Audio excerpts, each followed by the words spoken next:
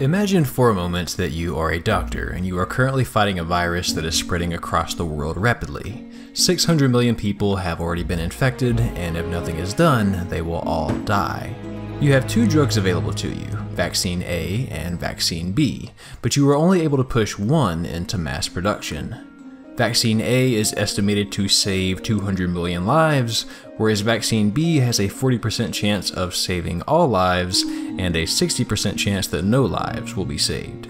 So, Doctor, which drug will it be?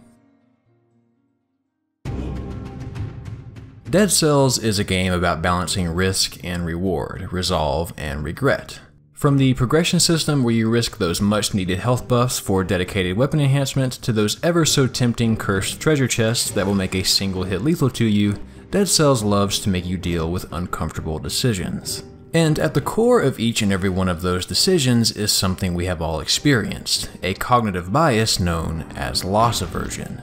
Loss aversion is the human tendency to value avoiding loss much greater than acquiring gains. In most cases, people would rather avoid losing something than risk gaining something, which makes sense if you think about it from an evolutionary standpoint. It's only natural that humans would respond more vigorously to danger than to opportunity.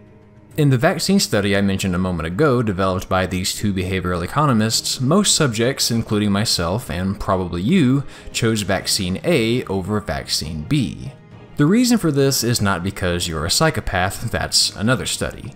It's actually because, for most of us, the need to avoid losing lives is typically much stronger than the desire to gamble and save them all.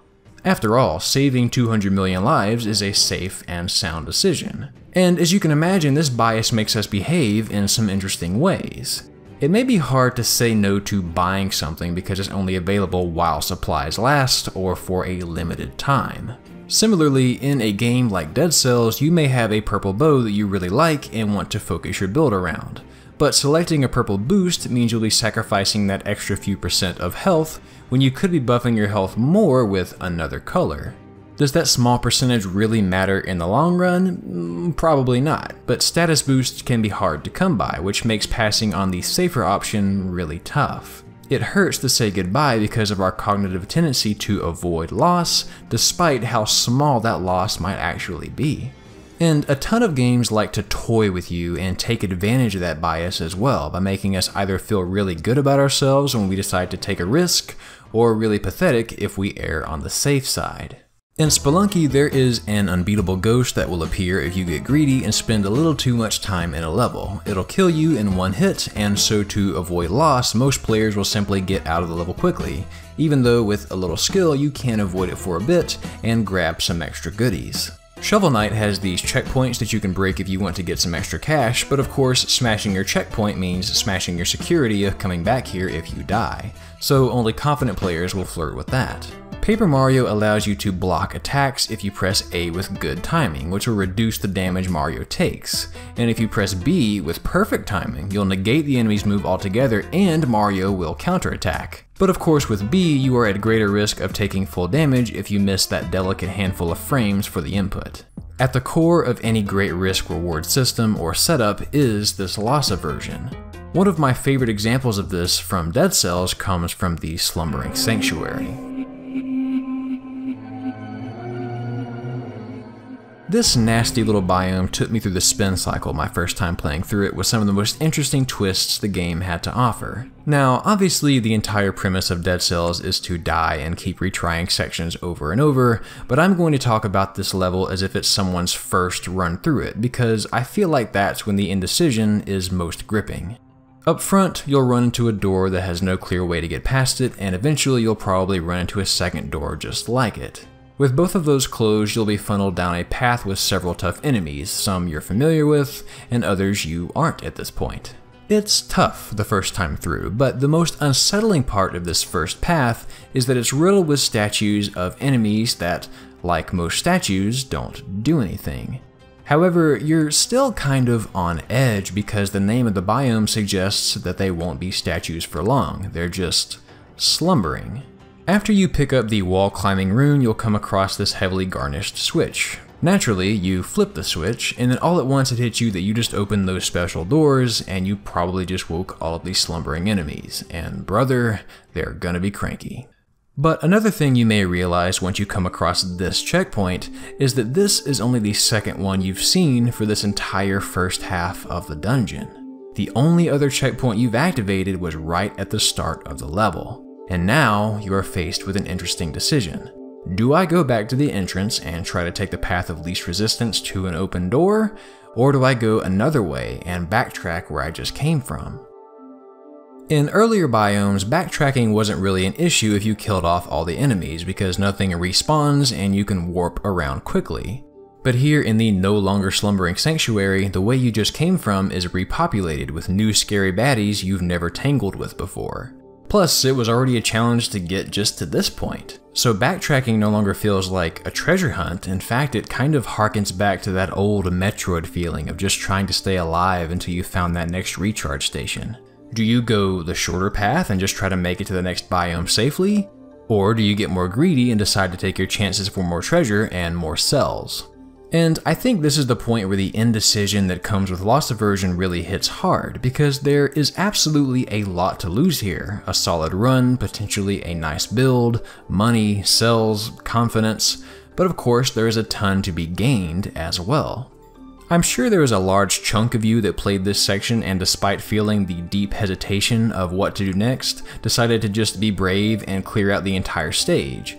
Lost Aversion affected you, but didn't stop you here, and to be honest, it didn't stop me either. It wasn't an easy decision. In fact, I was terrified the entire time. I even got so scared at one point I just instinctively hit my trigger like I was playing Smash and trying to put up my shield, which of course didn't work, and somehow I still got Yacht, but ultimately I gambled and it paid off. In fact, I bet some of you didn't think twice about going the longer path. Loss Aversion may not have even come into play for you. And the reason for that is because Loss Aversion is not the only factor at play here. There is something else making it either very difficult or very easy to be courageous. To explain that, let's do another hypothetical doctor scenario like we did earlier. Same situation, 600 million people are infected, and if nothing is done, they will all die. You have two drugs available to you, Vaccine C and Vaccine D, but of course you can only mass produce one.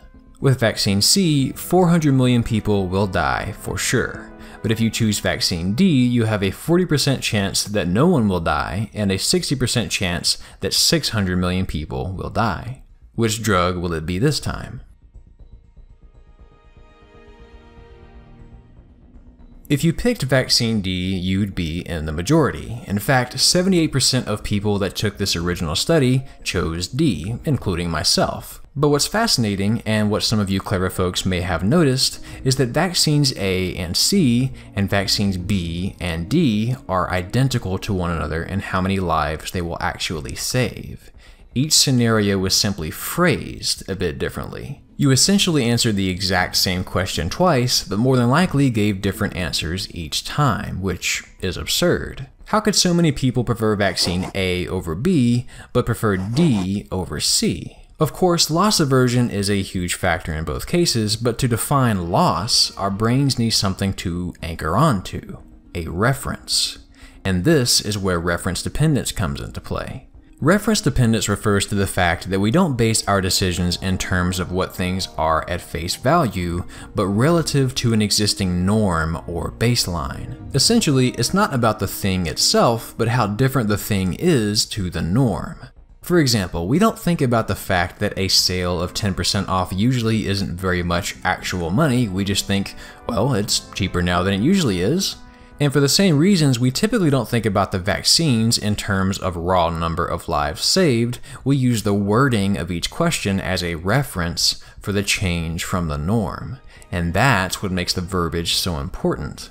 The first scenario frames things in terms of lives saved. That's your reference point. Saving 200 million for sure is more enticing than gambling for them all. In the second scenario, however, you are thinking relative to how many lives you are trying not to lose, and losing a guaranteed 400 million sounds like much more of a hit than taking your chances at none dying. The reference is what defines the loss. And what makes that decision after the switch in the Slumbering Sanctuary, and in fact all decisions you have to make in Dead Cells, so menacing, is that you have no reference.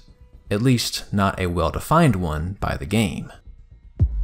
Here's what I mean. The game doesn't frame each decision you are presented with as a loss or a gain. It simply provides the raw values and then allows you to draw your own references. The progression system tells you what happens if you select a color for a buff, but it doesn't define if gaining a smaller amount of health to beef up your bow is actually detrimental for you as a player or not. Maybe you are great at dodging and you don't need much health. If that's the case, your norm of having low health won't really be affected, and boosting your weapon build is easily worth it. But if you, like me, play like a flailing toddler and get knocked around constantly, losing the focused weapon buff in favor of more health is not really a huge loss. The same goes for the cursed treasure chests.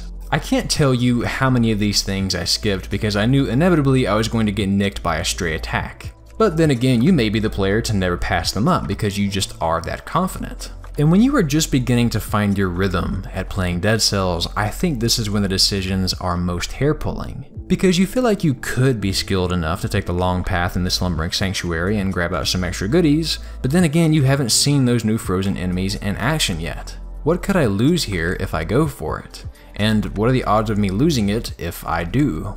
The answer to these questions change a lot for each player as they get better, and that's why our references and definitions of loss change quite a bit throughout the game.